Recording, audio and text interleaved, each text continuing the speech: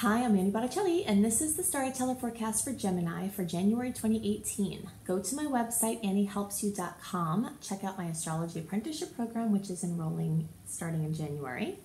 And also look for my new full moon release and reveal ceremony blog series.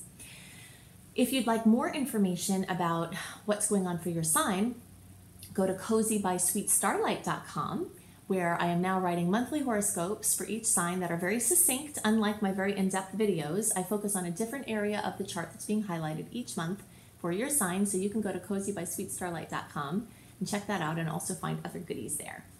So what's going on in the month of January? Only the most active, crazy, busy, emotional, momentous month ever. We've got 2 full moons this month. Both of them are super moons, the only super moons in the whole year. Or both this month. We also have one of those moons as a blue moon and a total lunar eclipse. So we've got a massive amount of energy transformation, changes in the winds. You can start to see some of those changes as soon as December. I send these reports out a month early, so a couple of weeks after my posting this, you might start to actually see eclipse news come in from that eclipse that's not till the end of January. Eclipse time is here and radical changes want to happen. We're in the midst of an eclipse cycle that started at the beginning of 2017 and runs well into 2019, the Leo Aquarius eclipse cycle. So I want to focus this Gemini forecast on where those eclipses are going to hit in your chart. And we'll talk about the solar eclipses in February. We'll talk about this lunar eclipse that takes place on January 31st here. And then after that, I'm going to go into great depth about all of these general transits that are happening in January. This is a crazy powerful month. This is truly a new clean slate, a very fresh new year, lots of changes, lots of activity, and lots of opportunities to launch things, make big decisions, and completely change your life. So we'll talk about all that. But first, let's talk about where these lunar eclipses are going to hit for Geminis. The early and middle degree placements are going to have this eclipse hit in their 3rd house. As such, I'm calling the theme for this month the 5th chakra upgrade. 5th chakra is the one relating to your voice, to your throat, to your expression. The late degree placements are experiencing this transit in the 2nd house.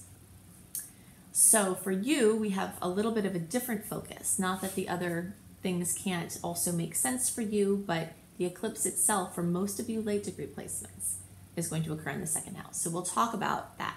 To figure out if you're an early, middle, or late degree placement, if you're in the first 10 days of the sign, or if you're watching for your rising sign 0 to 9 degrees, that's early.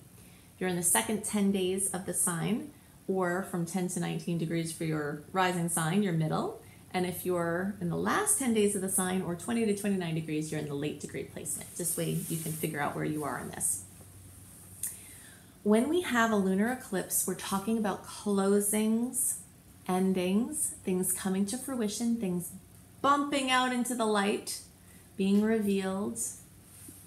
Sometimes there's a lot of drama, and sometimes there's a lot of emotion that is bittersweet. So it's excitement from accomplishing something, but it's also emotional, partly because you think about what it took to get there, and partly because now there's a chapter ending because you're completing that chapter.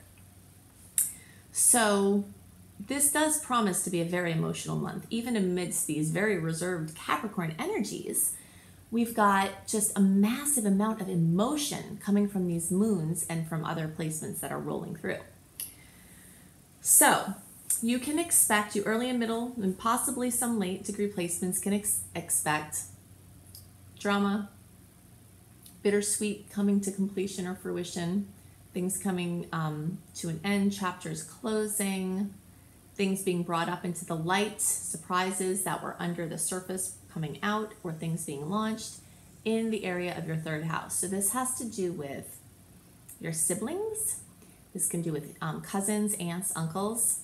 This also can have to do with your communication style, your method of communication, your expression in general. That's why I'm calling it the 5th chakra upgrade. So some way that you've communicated with other people might be eclipsed out now.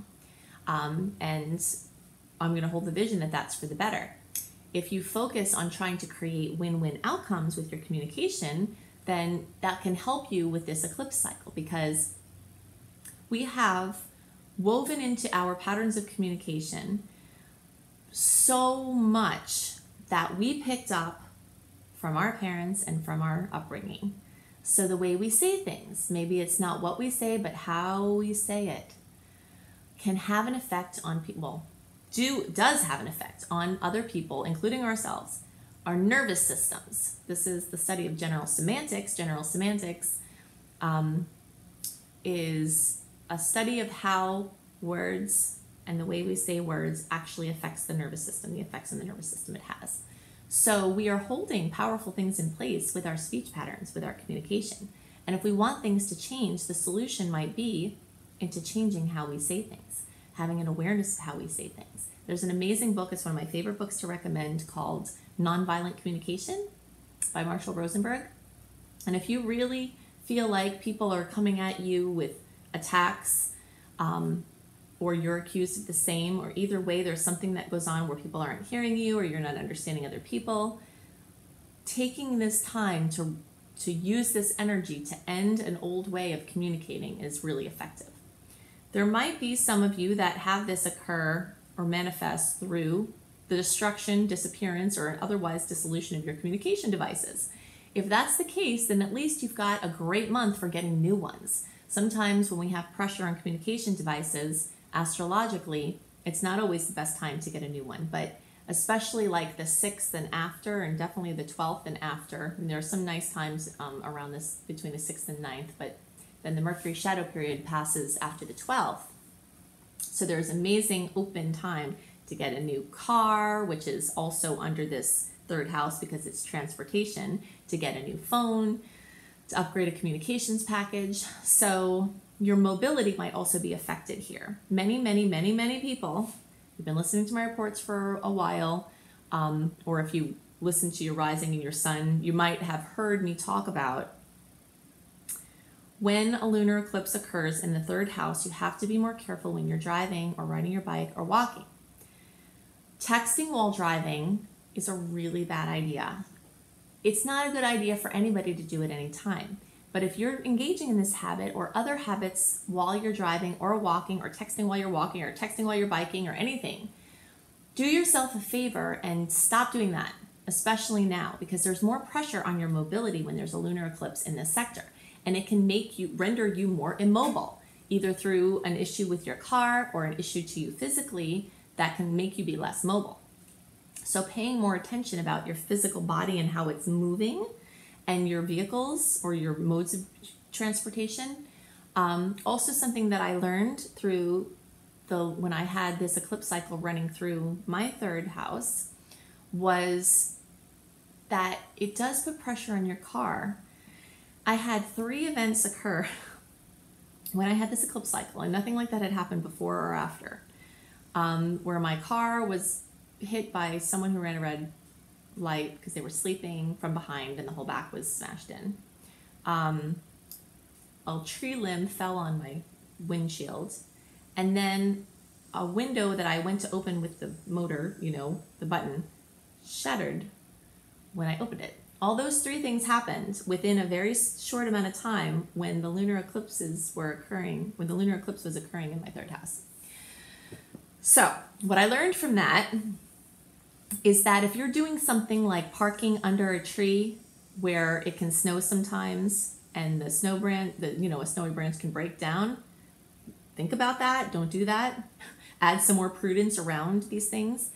But something else really practical that I learned was that you can have an extra inspection that usually doesn't cost you anything with your car insurance that can have you have 0 deductible for your glass, for your windshield, or for your windows. I didn't have that in place. And so there was a high deductible for replacing this windshield, which meant I pretty much had to pay for the whole thing out of pocket. But if you check beforehand, it's just really good to know this, and you have the people come out and inspect your glass to make sure that there's nothing wrong, then they can put something on there that waives your glass deductible in the event that this eclipse does something to your glass. So and also just be up on your insurance and make sure everything's paid, and just practical things like that.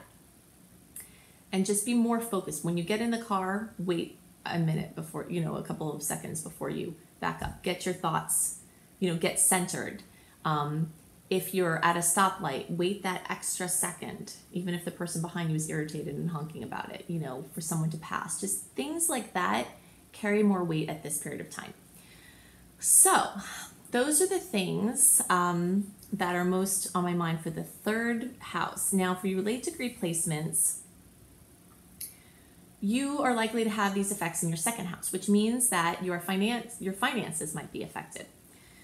So the second house rules your earned income. So many of you might have the experience of having a way that you made money end.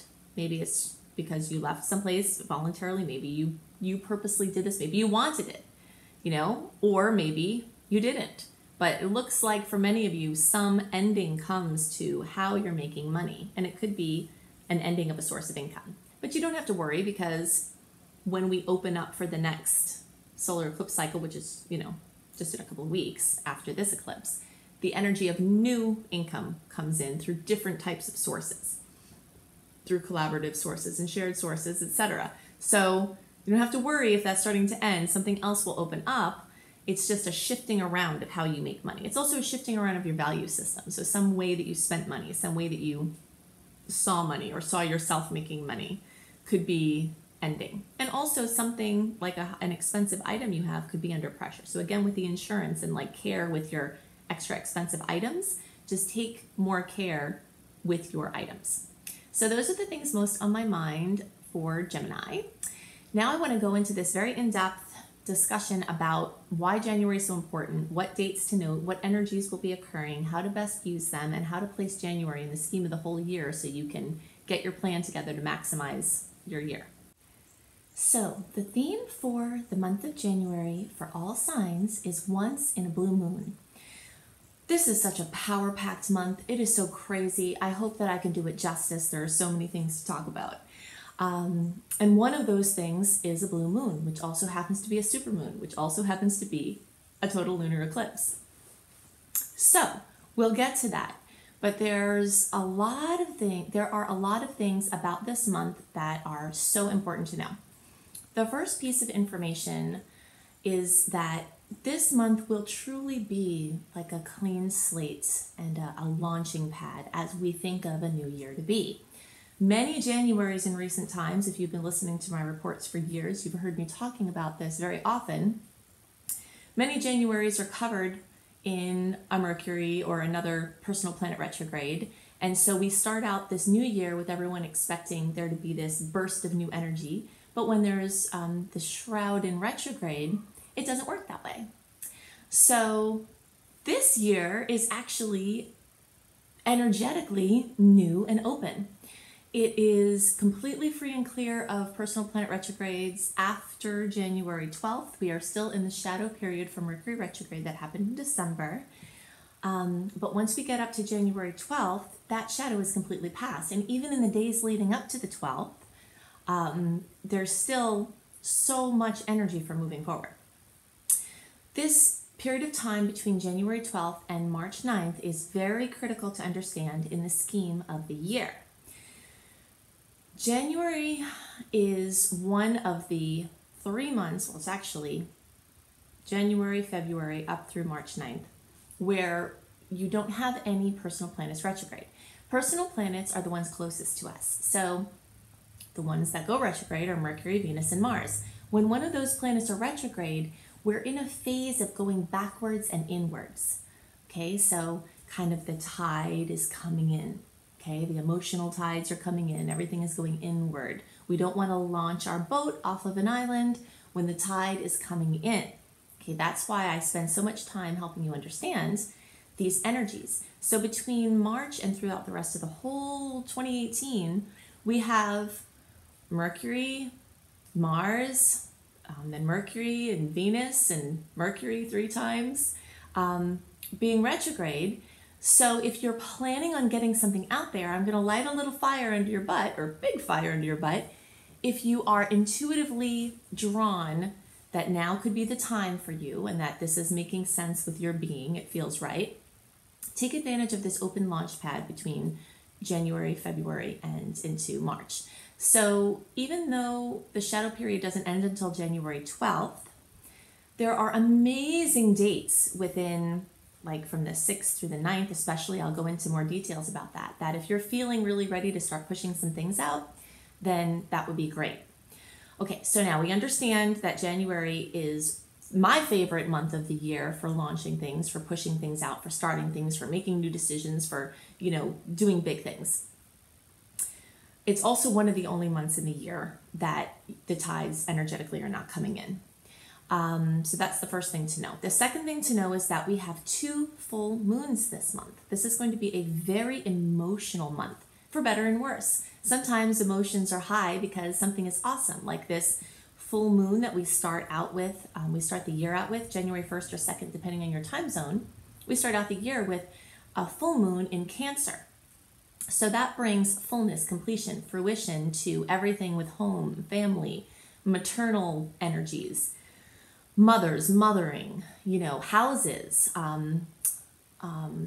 real estate, anything having to do with home and family and maternal energy. And for some people, that could be this wonderful coming together of family, wonderful family holiday time. It could be some culmination for some housing related thing. So it could be the emotional tides are running high in a positive way. It could also be some conflict or strife or drama or something coming to a head as it relates to one of those sectors. The second full moon is also, oh, by the way, that first full moon, the Cancer one, is the first supermoon of the year. A supermoon is when the moon is closer to the earth and it looks like it looks bigger in the sky. Sometimes you look out at the full moon and you're like, oh my gosh, why is it so big? It feels like we're, on a different planet looking at a different moon. That is a supermoon. So we've got only 2 supermoons this year and both of them are in January. So if you understand that obviously the moon has gravitational effects on water, we're mostly water, the planet's mostly water, we feel those full moons. It's never questioned, even by mainstream people, that people are affected by the full moon, okay? It makes me bonkers to not see how people don't extrapolate out, like, okay, if we're affected by the moon that way, obviously we're just as affected by the rest of the planetary transit that way, whatever, but that's another topic. But either way, this full moon is a super moon, so it's going to be more emotional, it's going to be more powerful.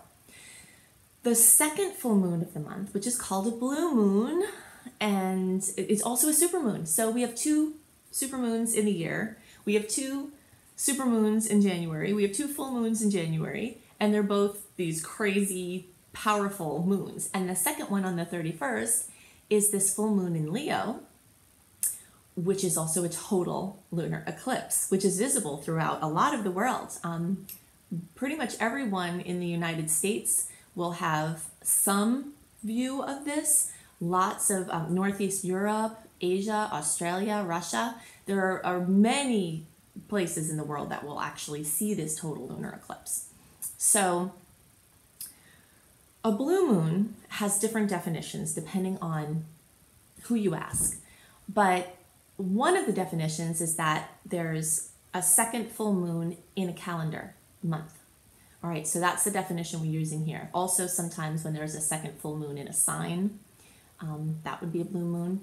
But in this case, we've got the full moon in Cancer and the full moon in Leo, and the second one is the blue moon. So obviously we have the saying, once in a blue moon. These blue moons don't happen very often. It takes a couple of years for that difference between the lunar calendar, which is about 28 days, or the lunar month, and the calendar months. There's about 11 days difference in, the lunar calendar to the regular calendar that we use. So when that lines up after a couple of years, a little over 2 years usually, that's when the blue moon happens. So this is a very special time. This is a very momentous time. This eclipse is going to remove things from our lives for better and worse. This is the end of an era for many, many areas in life. And we'll talk about, well, actually I did talk about that in the, where this might hit for your sign in the sign report before this general transit report. Okay, so Some other input about the month of January is that we have dominating energies in Capricorn. So most of the personal planet energy is, moving into this Capricorn energy, which is steadfast, ambitious, practical, efficient. And it's interesting because Capricorn energies are very unemotional, right? But we've got these 2 full moons, these super moons with all of this emotion. So there'll be a lot more emotion going on compared to the general energies of Capricorn. Also boosting the Capricorn quotient here is that Saturn has recently, as of the end of December, moved into the sign of Capricorn, which is its own sign. So we talked about that in the report last month for December. So if you haven't listened to my December report, I talk about how Saturn changing signs will affect you. So Saturn moving into Capricorn is a whole new era of this, of the story of Saturn. So you can see this clean slate, this new start, this launching pad. And it's interesting because often eclipses will change trajectories. So although this is a really great open time for doing something, for acting on, doing something specific, launching something, the eclipses often change directions. So really tune into your intuition when you're feeling into what you're supposed to be bringing out and how many resources to put into bringing those things out. And do just expect some wild universal trajectory changes. So maybe you buy a house this month and then all of a sudden in a couple of weeks from the eclipse, you get a job offer somewhere else and now you have this house that you just got. You can see there's a lot of that kind of energy going on where you're moving forward doing something, but then the universe takes you whoop over here. So that's going to be a pretty wild time. So let's talk more about the breakdown of the month. And you can get a written version of some of the highlights that I'm about to discuss when you go to anniehelpsyou.com and sign up for my email newsletter. Or you could also go to cozybysweetstarlight.com. When you sign up for the newsletter at either of those places, it's the same newsletter. Cozybysweetstarlight.com also gives you a written version of your signs horoscope, usually focusing on something different than what I talk about in the videos. So it's a nice supplement. So when you go to one of those 2 websites, you can sign up for the free email newsletter, and a month before, just like I do these videos a month before, you'll get a written version of the dates to note, the energies that are happening on that day. So if you like to have that for your organization, then definitely go there and do that. So we'll talk about some of the highlights. Okay, so we talked about the full moon starting at the beginning. There's, on that same day, we have an amazing aspect with the sun in Capricorn making a nice aspect to Neptune.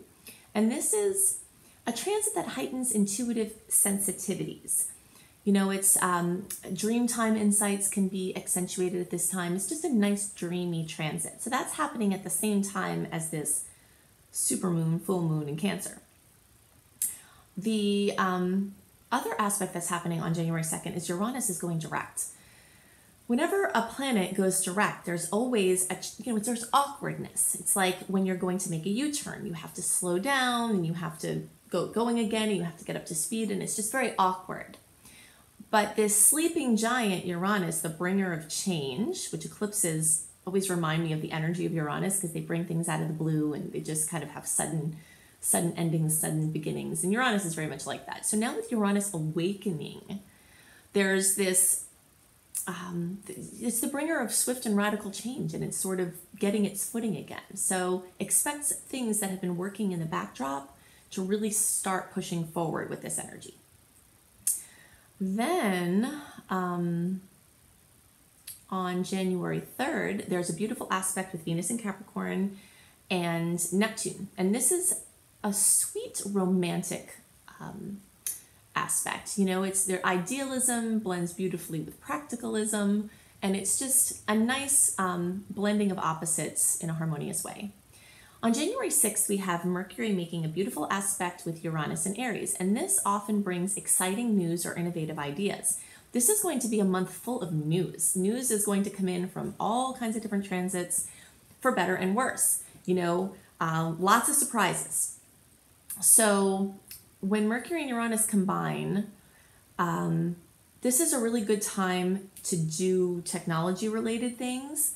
We're still in the shadow of Mercury retrograde, the post shadow, like I said, because at the end of December, it went direct. But until January 12th, we still have Mercury a little bit shaky. But starting around now, around the 6th, there's enough oomph forward that if you're feeling like it's time to get some stuff done, it's time to get a new phone, it's time to get a new car, it's time to launch your projects, you can start putting cogs in the wheel, moving things forward at this time. Also on January 6th, we have Mars in Scorpio conjunct Jupiter in Scorpio. Whenever we have a conjunction, there's a possibility for positive effects and there's a possibility for challenging effects. So, Scorpio is this emotional, internal, deep energy. And so when you take actions now, because Mars rules action, it can go further because Jupiter is the great expander. It's kind of like taking your idea and then putting it on a rebounder and then bouncing it off even higher. That's the energy that Mars combining with Jupiter reminds me of. So again, this is another reason why I like this time for moving forward, especially with collaborations or Scorpio related things. Also, very close by on January 8th, we have the Sun and Venus conjunct with each other in Capricorn, and they're both making a beautiful aspect to Jupiter and Scorpio. So here we have Mars make a notable aspect to Jupiter. Now we have the Sun and Venus. The Sun rules your vitality, your creativity, and Venus rules love, beauty, and money. So they're combined in practical Capricorn. Okay, so that's amazing for business things. Then they're making a beautiful aspect to the expander of our world, Jupiter. So there are lots of opportunities to shine creative brilliance and make money doing it, and there are probably some romantic potentials rolled into that mix. On that same day, we have Mars in Scorpio making a nice aspect to Pluto. So this transit can expand the powers of penetration and focus and productivity, penetrating focus and productivity. So if you have to get stuff done, coming together to share or collaborate, it increases the potential. So you can see some similar energies coming together at this time. That's why I'm kind of giving a green light based on concurrence with your intuition that if you want to start moving forward now, even though we're not completely out of the shadow period, there's amazing opportunity to do that. Okay, so also this merging of Mars and Pluto with this nice aspect could come from joining or manifest in joining forces with either someone in a powerful position or powers of the unseen realm, so esoteric focus. On January 9th, we have the Sun in Capricorn conjunct Venus and Pluto, and the Sun and Venus making a nice aspect to Mars in Scorpio. So we've got now a huge lineup, all of these things that we see kind of piling up on top of each other. There's more of that. So creativity and money and action are blending together beautifully at this time. And we've got just, female and male energies blending harmoniously. If there are any challenges that come up, the solutions will also be nearby. This is a very intense time, but it's also a very practical and grounded time because there's so much energy in Capricorn. It's like it wants practical solutions. It wants outcomes. It wants fruition of ambition. Between January 12th and 13th, we have Mercury in Capricorn and Saturn conjunct. So whenever there's a conjunction, there's an amplification of both of the energies, and then you take into consideration the sign. So Mercury a lot of times represents news. Saturn a lot of times represents a buzzkill. And so like some harsh reality could come in at this time. But alternatively, we can see this as a manifestation of affirming up, like something made tangible. Mercury expression made tangible, Saturn made permanent, something like that. So it could be harsh or be a bummer, or it could just be a hard-working energy that really solidifies some things for you. So again, I like all of this energy for establishing something important, making important decisions. So at the same time, Venus in Capricorn is squaring Uranus in Aries. So because of this, even though I like this time for moving forward, the way these kind of, we live in a dual reality. So there's this great stuff and then there's this more challenging stuff. It's going on at the same time. And you really have to feel for that sweet spot in between in your personal flow, basically. So Venus and Uranus coming together usually brings jolts or surprises having to do with your self-esteem. It could have to do with a love, a romantic relationship, a jolt or a surprise, a conflict within a romantic relationship. It could be a money jolt. You know, it's very common when Venus and Uranus get together in this configuration that all of a sudden you have to pay $600 for a new washing machine or something like that, like an expense that comes out of the blue. And it's never a good time for that, right? So that's going on at the same time. So you just want to feel in with all of these energies with launches. Don't push forward for the sake of itself. Just really dial in and make sure that you have a personal flow on that day that you're trying to do something so that you're not pushing against the tides. On the same day, Venus is also making a nice aspect to Chiron. So this blends intuition with the tangible reality. You know, so again, we're talking about this. If you can just really not let will be the only force at play here, this month is one that's really good for being active and using your will to do some important things. But we don't want to let that domination of the material will focus interfere with the intuitive part of things. Okay, so that's what this aspect is saying. It's saying that you can move around the challenges if you're paying attention. All right. Also, you can look to see how softness or beauty can be added to the concrete reality. This aspect can bring in that focus. On January 14th, we have the Sun in Capricorn squaring Uranus. So again, this jostling to creative flow or jostling to your sense of identity. Tests could also come to something important you're working on now. So maybe you're starting to push some things forward and you're getting some pushback, you know, and this aspect could represent that. The Sun in Capricorn is making a nice aspect to Chiron on the 15th. Okay, so we have lots of nice energy as far as being seen in a favorable light by someone, and possibly someone who could be helpful to you. On January 15th, we also have this awesome aspect with Jupiter making a 60-degree angle to Pluto. 60-degree angles, we have a lot of those this month. They're the kind of angle that is harmonious, but it also wants you to do something with them. A trine, which is a 120-degree angle, is an aspect that you could do something with, but it usually just brings stuff to you. You know, this 60-degree angle wants you, it gives you something, and then it's like, how I always describe this is that if you want to make a pie and you have all the ingredients for the pie on the counter, the pie doesn't make itself. And these 60-degree angles bring all the ingredients for something, but then you have to go ahead and use them to make something. So Jupiter, the great expander in Scorpio, making a nice aspect to Pluto in practical Capricorn, gives the chance for success as a natural byproduct of hard work and self-development. So the more you look within, the more, and that's the Scorpio energy, the more your Capricorn energy, which is your place in the world, your material efforts and accomplishments, that can naturally just come into fruition. So any work that you put towards making positive life changes, even up until this point, will help to make this aspect go further. But you might have to take some action on it. Okay, on January 16th, we have a new moon at almost 27 degrees of Capricorn. So this is a powerhouse of a new moon. It is conjunct, which is right next to Pluto.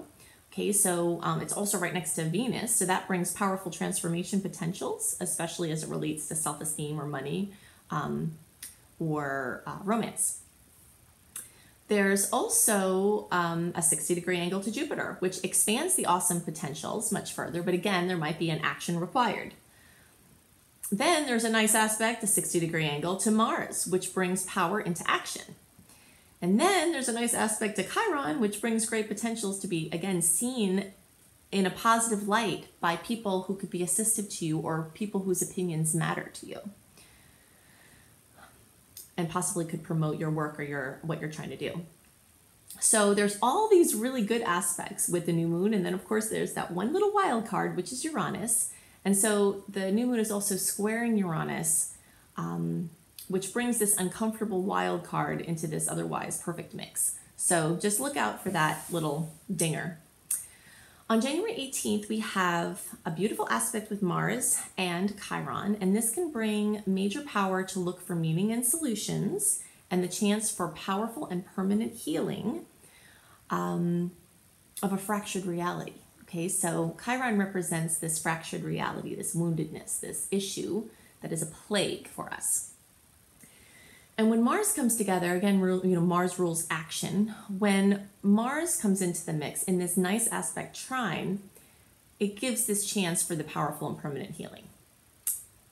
On the 24th, we have Mercury and Pluto conjunct. Again, we talked about this before when Mercury was conjunct with Saturn. A conjunction amplifies the energies of both parties, both signs, or both, all of it, basically. In this case, it would be the same sign because it's a conjunction, but the planets. So Mercury rules communication, information, creative expression. Pluto rules transformation. So powerful news and powerful expression is more likely at this time. And it's not particularly emotional because it's in Capricorn. So it could be just a very strong expression that's run into something permanent, pushing out into something permanent.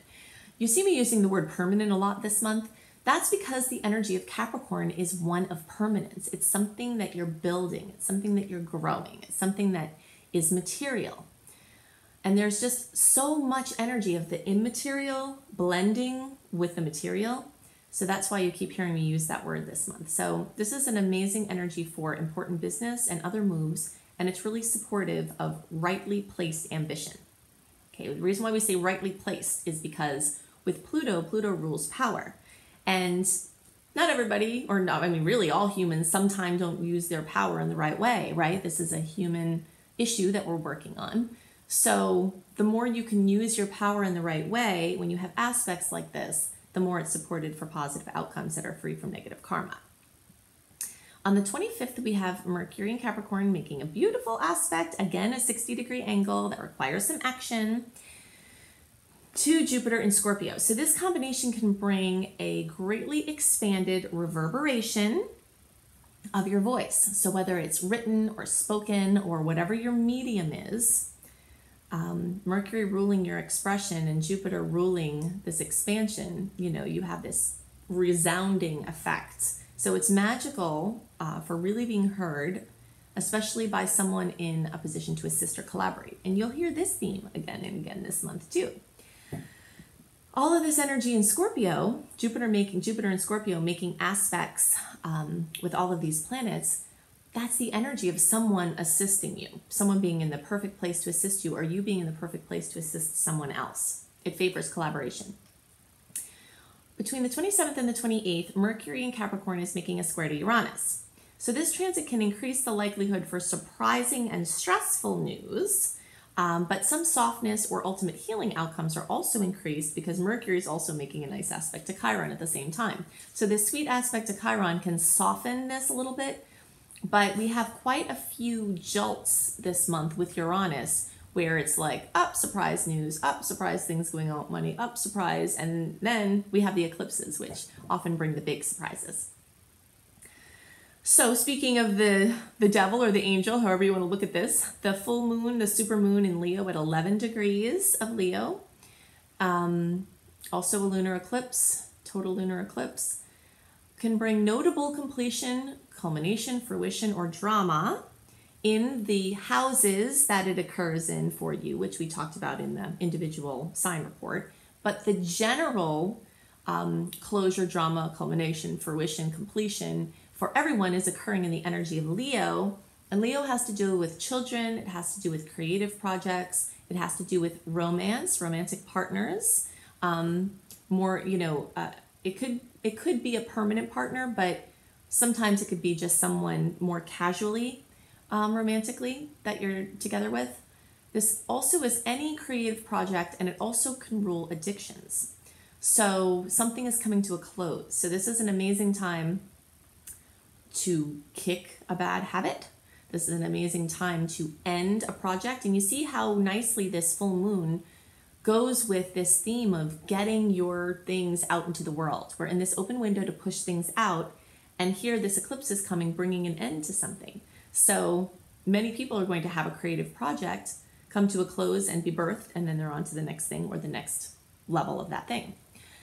So these are the things that are most on my mind for the general transits. Wow, what a month. So happy new year. Definitely go to anniehelpsyou.com and check out my new full moon reveal and release ceremony blog series. I'll have that for all the full moons now. You can also check out my Making Powerful Wishes in each new moon series, which is on anniehelpsyou.com. If you go to cozybysweetstarlight.com, you can see written horoscopes that are very succinct. I am not known for my succinctness because I'm a teacher of astrology and I love to teach, and so my videos are long. But on cozybysweetstarlight.com, the reports there are very short, very succinct, very well organized, very easy to take in, and they also include great reads for each month for each sign. And they often talk about something different in the chart than I'm talking about in the videos, so you get a more well-rounded picture of what your astrological experiences may be. Also check out my husband Bjorn Newman's Taroscopes. So you can go to iamhelios.com, iamhelios.com, to see what other additional information he might have for you with his tarot. So I hope you have a wonderful month, and I'll see you next month. Bye.